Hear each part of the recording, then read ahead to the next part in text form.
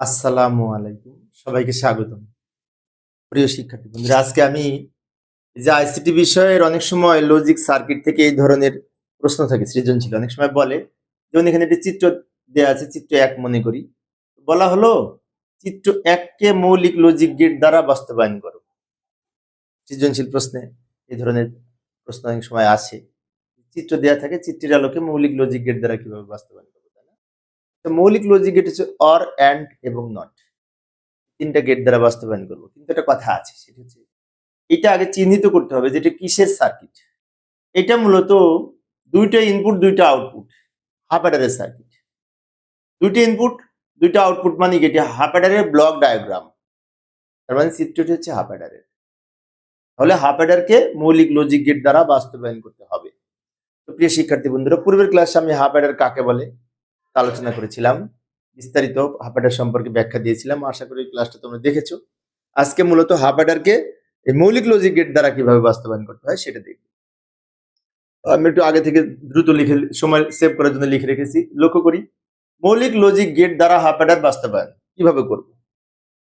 আচ্ছা, হাফ অ্যাডারের ২ টা আউটপুট, একটা এস আর একটা সি। এস এর মান কিন্তু A XOR B, C এর মান হচ্ছে এ বি। অর্থাৎ এক্স অর গেট আর অ্যান্ড গেট। এ বি মানে কি, গুণ, অ্যান্ড।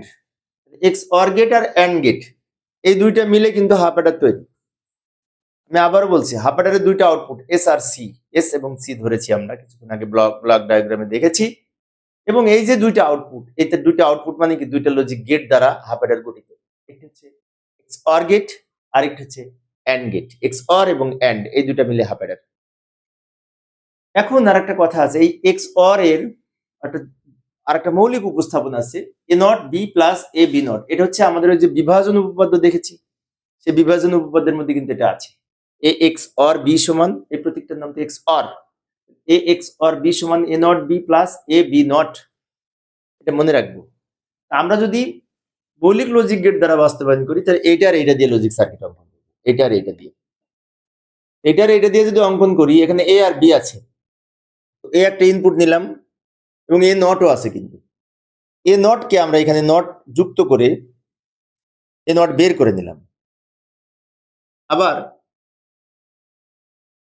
বি নট আছে, বি আছে, বি নট আছে। তো বি এর সাথে নট যুক্ত করে এখানে এই বি নট যুক্ত করে বি নট বের করে নিলাম। তাহলে এখন বলতে পারি এ এটা এ নট, এটা বি এটা বি নট। এগুলো দিয়ে আমরা এখন এইটার এইটা অঙ্কন করবো। প্রথমে এ নট আর বি দুটো গুণ হচ্ছে। এ নট হচ্ছে এইটা, আর বি হচ্ছে এই লাইনটা। এ নট আর বি দুটো কিন্তু গুণ হয়েছে। গুণ মানে অ্যান্ড গেট। গুণ মানে কি, অ্যান্ড গেট। এই যে লাইনটা বের হলো, এ নট বি বলতে পারি। এবার এইখানে আসি, এ বি নট, এটা হচ্ছে এ, এইটা হচ্ছে বি নট। এটা হচ্ছে এ, এটা হচ্ছে বি নট। এই দুটো মিলে আবার কিন্তু গুণ হয়েছে। গুণ মানে অ্যান্ড গেট। এখানে লিখবো এ বি নট। ভালো করে লক্ষ্য করি, এটা দ্বারা আমরা এই চিত্রটি পেলাম। এটা গুণের চিত্র, এটা গুণ হয়েছে। তো এটা মিলে এটা হচ্ছে এ নট, যে নট থেকে বের হয়েছে। আর এটা হচ্ছে বি, এ নট আর বি দুইটা মিলে গুণ হয়েছে। এ নট ইন্টু বি লিখেছি।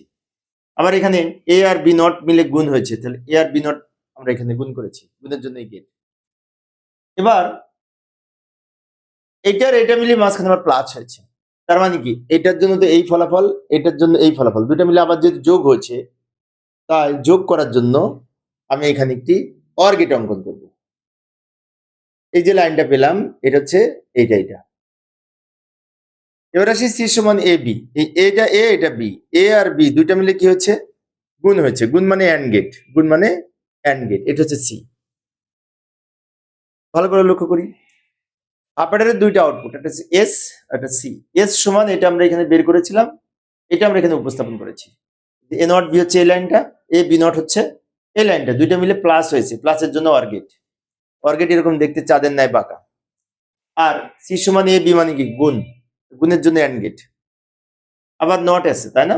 তাহলে আমরা এখানে নট গেট পেলাম, অ্যান্ড পেলাম, অর পেলাম। তার মানে আমাদের এইটা দ্বারা মৌলিক লজিক গেট বাস্তবায়ন হয়েছে। কিভাবে হয়েছে, এখানে যতগুলো লজিক গেট পেয়েছি সবগুলি মৌলিক। এটা অর, যেটি মৌলিক লজিক গেট।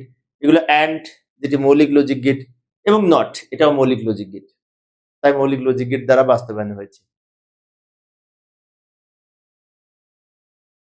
শিক্ষার্থী বন্ধুরা, এই ছিল আজকের আলোচনা। আমি শিক্ষার্থীদের জন্য অল্প অল্প করে আলোচনা করি।